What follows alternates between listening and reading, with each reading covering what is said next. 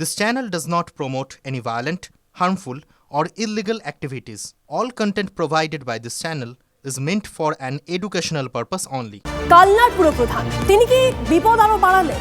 প্রথমে রাজবাড়ির রক্ষীকে ধাক্কা গালিগালাজের অভিযোগ, আর সেই বিতর্ক মেটার আগে এবার দলের এক কর্মীকে ফোনে হুমকির অভিযোগ উঠল আনন্দ দত্তের বিরুদ্ধে। বারবার যোগাযোগ করা হলেও প্রতিক্রিয়া মেলেনি পুরপ্রধানের। তবে কালনার তৃণমূল বিধায়ক বুঝিয়ে দিয়েছেন কাজটা ঠিক করেননি চেয়ারম্যান।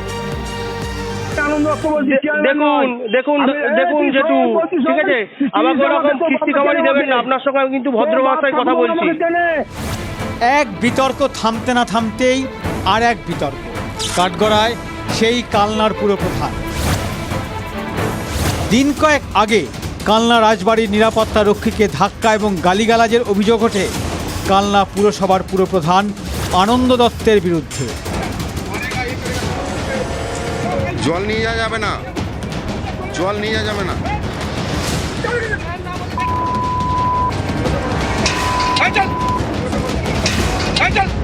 এরপরই আনন্দকে শোকজ করে তৃণমূল। কালনার পুরপ্রধানের বিরুদ্ধে থানায় অভিযোগ করেছে পুরাতত্ত্ব বিভাগ। এই প্রেক্ষাপটে এবার তৃণমূলেরই এক শাখা সংগঠনের সভাপতিকে ফোনে হুমকি দেওয়ার অভিযোগ উঠল কালনা পুরপ্রধানের বিরুদ্ধে। সূত্রের দাবি, ভাইরাল হওয়া অডিওর একটি কণ্ঠস্বর কালনার চেয়ারম্যান, যদিও অডিও সত্যতা যাচাই করেনি TV9 বাংলা। আমি তন্ময়, বলুন। তুই যে কথাগুলো রেকর্ড করছিস, রেকর্ড কর। হ্যাঁ বলুন।